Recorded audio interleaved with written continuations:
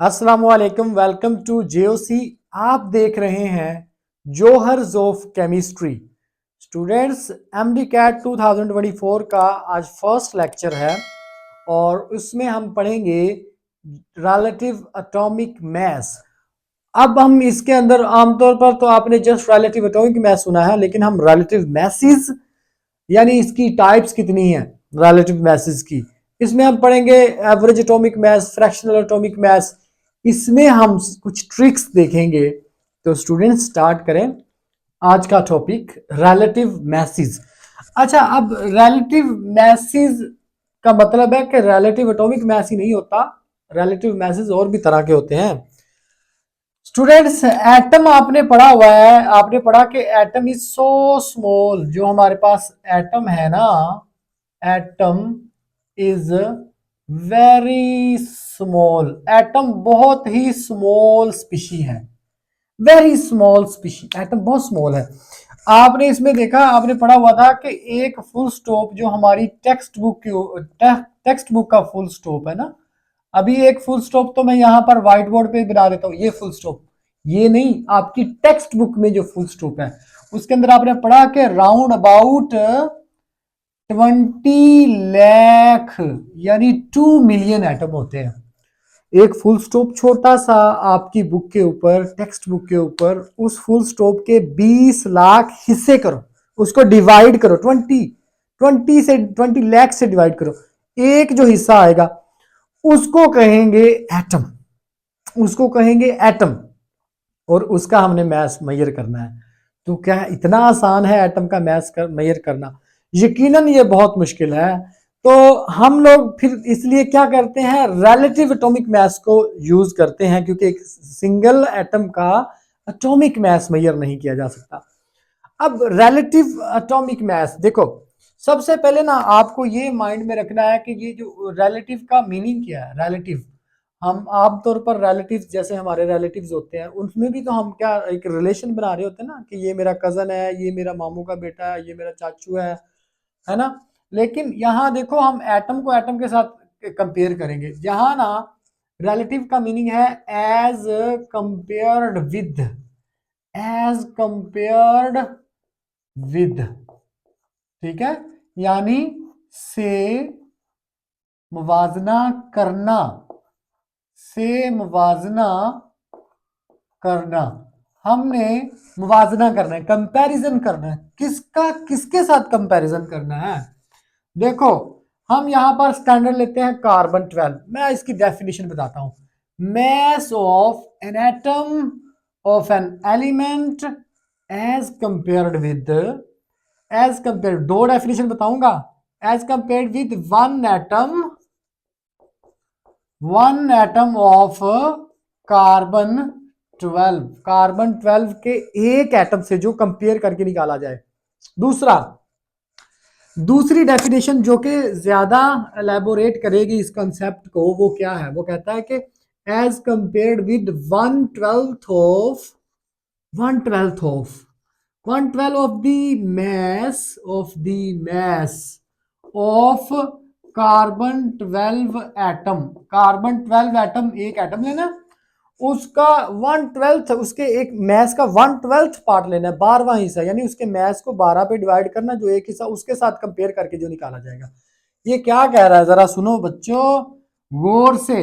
ये आपके पास एक एटम है कार्बन 12 का, लेट्स से कि ये एक एटम है, इसके मैं 12 पार्ट कर देता हूं। देखो, एक, ये 4 हो गए ना, ये 6 हो गए, 8, ये 10 और 2 12। अब देखो, इसमें से जो एक पार्ट है ना, एक पार्ट, उसके साथ कंपैरिजन करना है। 1/12 of the mass of carbon 12 atom, इसको कहते हैं रिलेटिव एटॉमिक मास। मसलन देखो, मैं इसको समझाने के लिए, ये मेरे पास एक फिजिकल बैलेंस है जिसको आप तराजू कहते हो। फिजिकल बैलेंस, फिजिकल बैलेंस है, तराजू है, इसके दो पलड़े होते हैं। आपने देखा होगा आमतौर पर एक साइड पे हम कोई भी चीज ले लेते हैं जिसको मेजर करनी है, और दूसरी साइड पे स्टैंडर्ड ले लेते हो, 1 किलो का बाट होता है, 2 किलो का, 5 किलो का, जो भी। अब देखो, यहाँ हमने 1/12 of the mass of one carbon 12 atom लेना है। तो वो उसको ना, उसको बेसिकली एक AMU कहते हैं, एक AMU। तो यहां मैं रखूंगा एक AMU और यहां पर मैं कोई एलिमेंट रखूंगा। जैसे मैं लेट से ले लेता हूं हाइड्रोजन, लेट से कि ये हाइड्रोजन ले लेता हूं। मैं देखूंगा दोनों इक्वल हो जाएंगे। जब इक्वल हो जाएंगे ना, तो मैं यहां से ये कहूंगा कि हाइड्रोजन का जो मास है ना, वो एक AMU के ही बराबर है, एक AMU के ही इक्वल है।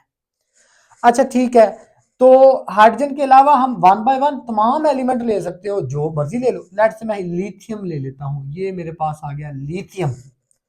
तो मुझे यहाँ पर ना, मुझे कम से कम ये जब मैं 7 AMU रखता ना, सेवन सेवन AMU रखता हूँ, तो पता चलता है कि इक्वल हो जाता है। तो हम कहते हैं कि लिथियम का जो मास है ना, वो है 7 AMU, 7 AMU।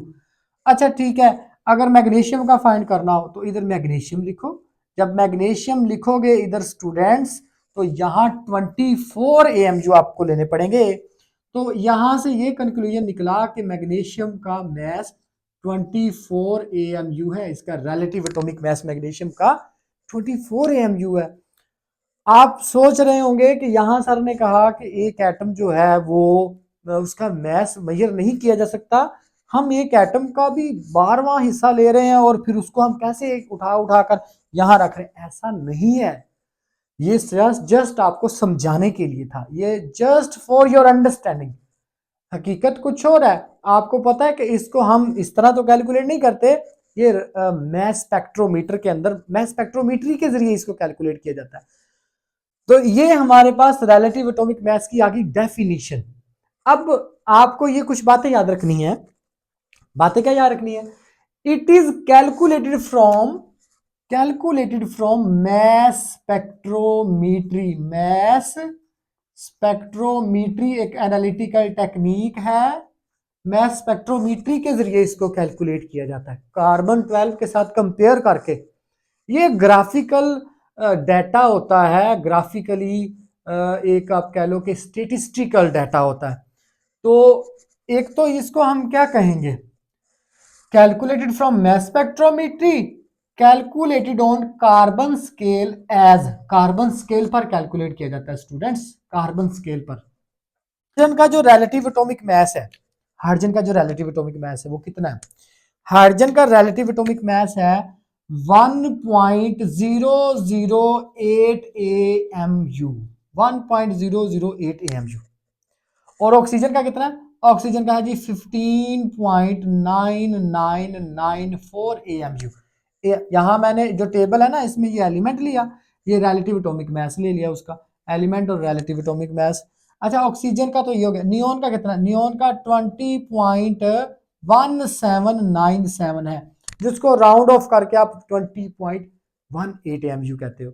अच्छा अब ये जो है ना, इसके अलावा क्लोरीन क्या देखो, क्लोरीन जो आ जाए, क्लोरीन का होता है 35.453, कॉपर का 63.546, यूरेनियम का होता है 238, ठीक है, ये होता है 238.0289 AMU। अब ये हमारे पास जो है ना रिलेटिव एटॉमिक मैसेज हैं स्टूडेंट्स। ये कुछ एग्जांपल्स आ गई। तो ये अब स्टूडेंट्स एक क्वेश्चन माइंड में आता है कि हमने कार्बन को ही स्टैंडर्ड क्यों बनाया, तो या फिर कार्बन 12 को ही स्टैंडर्ड क्यों बनाया। तो सबसे पहले बात तो मैंने आपको ये बताया था ना बच्चों कि हमारे पास स्केल 3 तरह के होते हैं। सबसे पहले हाइड्रोजन स्केल, फिर ऑक्सीजन स्केल भी यूज होता था। यहाँ पर ये 1/12 है ना, अगर आप हाइड्रोजन लोगे तो यहाँ वन वन आ जाएगा हाइड्रोजन, और इधर वो भी वन नहीं है हाइड्रोजन का जो एटॉमिक मास है। और अगर आप ऑक्सीजन लेते हो तो 1/16 वो ये उस तरह ऑक्सीजन से भी कंपेयर करते थे। लेकिन क्योंकि उनके जो मैसेज हैं वो देखो फ्रैक्शन के अंदर है, फ्रैक्शन के अंदर, ऑक्सीजन का भी फ्रैक्शन के अंदर, और वो गैसेस भी हैं, उनको हैंडल करना भी उसी तरह से। अच्छा अब वो कई उसमें रीजन आ जाएंगी, तो हम ना अब कार्बन के ऊपर जो है ना इसको स्टैंडर्ड लेते हैं। अब सबसे पहली बात कि ऑक्सीजन और हाइड्रोजन क्यों नहीं, वो बता दिया कि उनके फ्रैक्शनल एटॉमिक मैसेज हैं।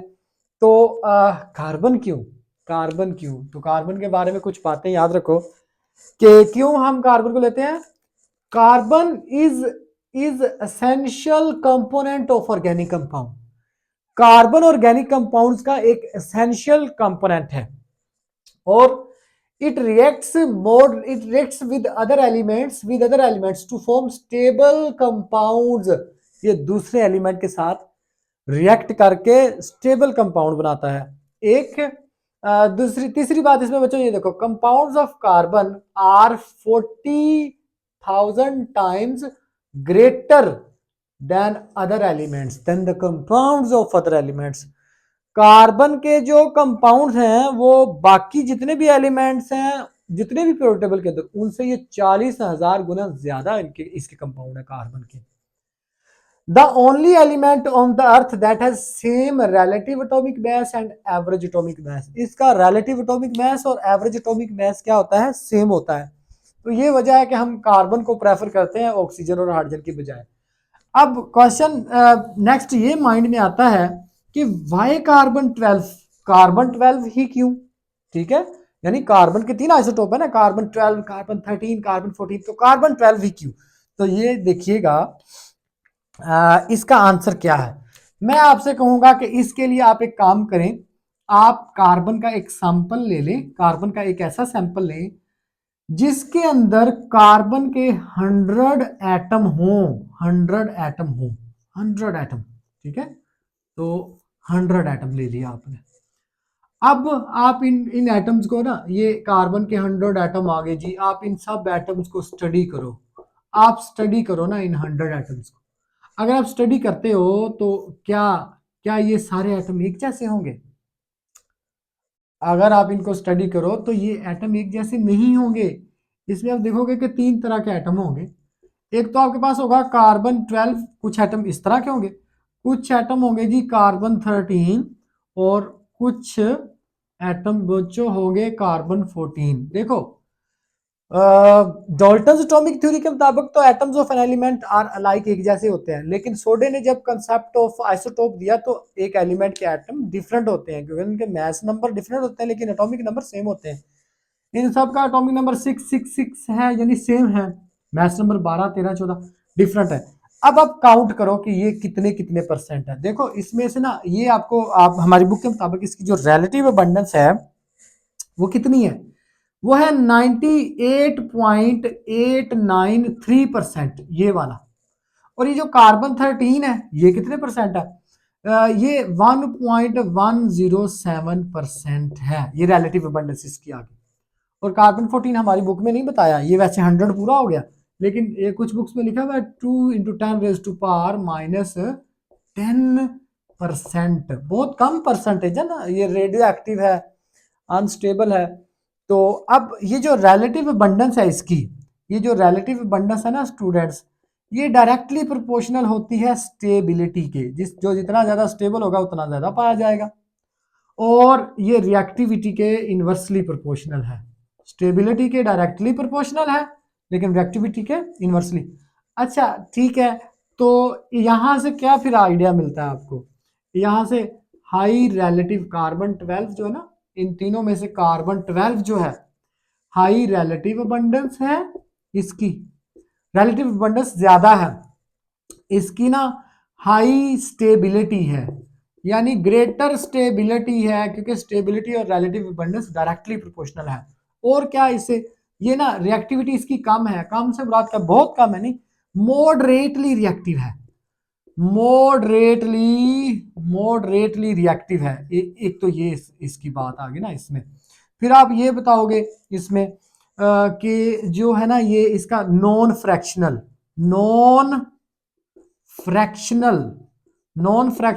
से मुराद है स्टूडेंट्स, नॉन फ्रैक्शनल यानी आप कह लो कि होल नंबर इसका क्या है? रिलेटिव एटॉमिक मास। ठीक है, नॉन फ्रैक्शनल रिलेटिव वो पता कितना? वो है जी 12.00004 AMU।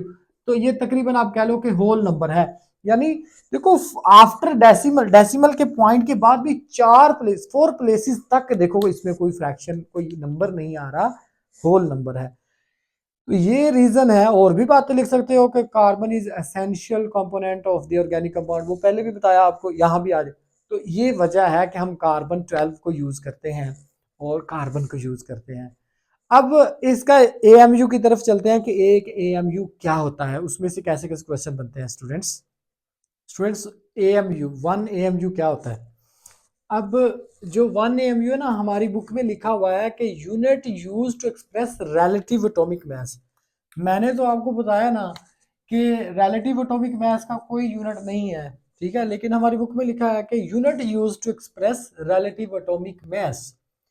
अगर हम इसको फर्दर देखें, इसकी डेफिनेशन क्या है, एक एएमयू की डेफिनेशन वो है जी 1/12 of the mass of one atom of carbon 12। Carbon 12 के एक एटम का 1/12 पार्ट। कैसे? ये देखो, हमारे पास कार्बन 12 का, लेट से कि ये एक एटम है, आपको पहले भी बता चुका हूँ, ठीक है, ये कार्बन 12 का एक एटम है। आप इसके 12 पार्ट करें, कैसे करोगे? ये आ गया हमारे पास, ये 4 हो गए, ये 6 हो गए, ठीक है, ये 8 हो गए, ये 10 और 2 12। अब एक एटम के 12 हिस्से किए, उसमें से जो उसके मैस का जो एक हिस्सा है ना, यानी 12 के आपने 12 पार्ट करे तो 1 + 1 यानी टोटल 12 हो जाएगा ना, वो 1/12 इसको कहते हैं एक एएमयू। इसको कहते हैं एक एएमयू। तो यानी इसका मतलब ये हुआ कि जो एक एएमयू है, एक एएमयू ये किसके बराबर है? 1 AMU is equal to, student, ये बराबर है जी मैस ऑफ 1 कार्बन 12 एटम लेना है आपने, और इसको आपने 12 पे डिवाइड करना है, इसके 12 हिस्से करने हैं, उसमें से जो एक हिस्सा आएगा वो एक एएमयू है। इसके बारे में और भी बातें याद रखो। It is the average of proton and neutron rest mass. जो प्रोटॉन और न्यूट्रॉन का रेस्ट मैस है ना, यानी मैस ऑफ प्रोटॉन है प्लस मैस ऑफ न्यूट्रॉन है, इनका एवरेज लेना है, यानी हमने दोनों का मैस को प्लस करके 2 पे डिवाइड कर देना है, ये इन दोनों का एवरेज है। एक एएमयू इसके भी बराबर है। वो आप ये भी कहते हो कि एक एएमयू जो है ना, वो अप्रोक्सीमेटली एक प्रोटॉन के मैस के बराबर है, या एक न्यूट्रॉन का थोड़ा सा मैस ज्यादा होता है प्रोटॉन से। एक AMU is also called 1 Dalton, जिसको 1 डीए से रिप्रेजेंट करते हैं, और 1 एवोग्राम। एवोग्राम क्या होता है? Reciprocal of Avogadro's number in gram. ये देखो, एवोगैड्रोस नंबर का रेसिप्रोकल लेना है आपने, 1/NA इन ग्राम। ये हमारे पास, ये इसको एक एवोग्राम कहते हैं, दिस इज 1 एवोग्राम, ये 1 एवोग्राम। तो एक एएमयू को एक डाल्टन भी कहते हैं, एक एवोग्राम भी कहते हैं, वो मैं आपको बताता हूँ क्यों कहते हैं। अच्छा, वैल्यू क्या है इसकी? इसकी जो वैल्यू है ना स्टूडेंट्स, एक एएमयू की, वो है 1.661 इंटू 10⁻⁻24 ग्राम। अब ये ग्राम के अंदर है, ठीक है। अगर आपने इसको केजी में लेकर जाना है तो वो कैसे होगा? केजी में इसका बनेगा 1.661 इंटू 10⁻⁻27 किलोग्राम, यानी केजी। या फिर मिलीग्राम में 1.661 इंटू 10⁻⁻24 ग्राम। स्टूडेंट्स, इसमें ना ये बड़े यूनिट में गए हो तो आपको डिवाइड करना है। मैं आपको ये बता दूं, आप ग्राम से ना, जब आप 1 ग्राम यानी ग्राम से आप किस में जाते हो, लेट से कि आप ना ग्राम से जाना चाहते हो केजी में, केजी में जाना चाहते हो, या ग्राम से जाना चाहते हो मिलीग्राम में, तो जब भी बड़े यूनिट में जाओगे ना तो डिवाइड करोगे, डिवाइड करोगे, और जब भी छोटे यूनिट में जाओगे तो मल्टीप्लाई करोगे। किससे? इनमें ना 1000 का फर्क है ना, तो 10 की पावर 3 से इधर मल्टीप्लाई कर देना, और इधर 10 की पावर 3 से, 10 की पावर 3 से डिवाइड कर देना केजी में जाते वक्त।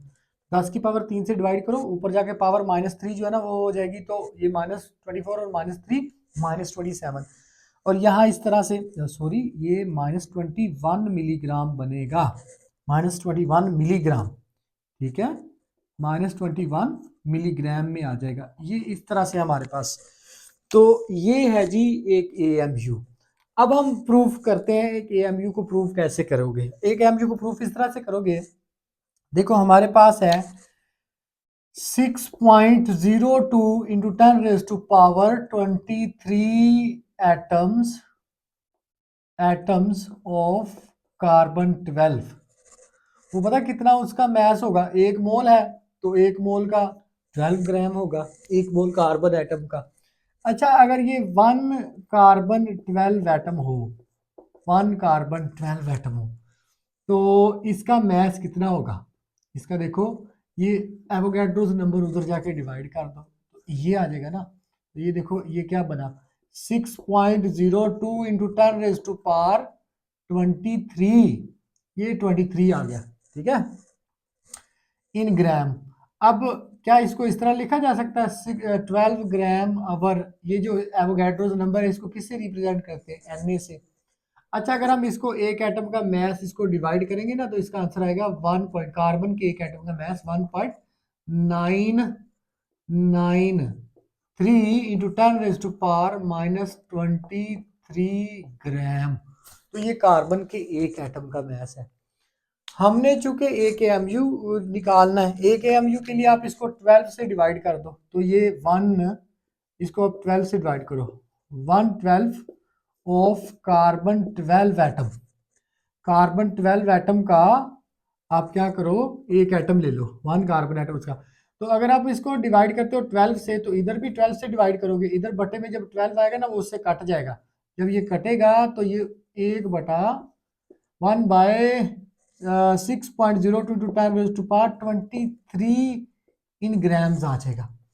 और अब ये फिर ये इधर से भी 12 वो कटा ना तो क्या बचा, 1/Na। इस तरह चाहे इसको आप लिख लो, एक ही बात है, इन ग्राम्स।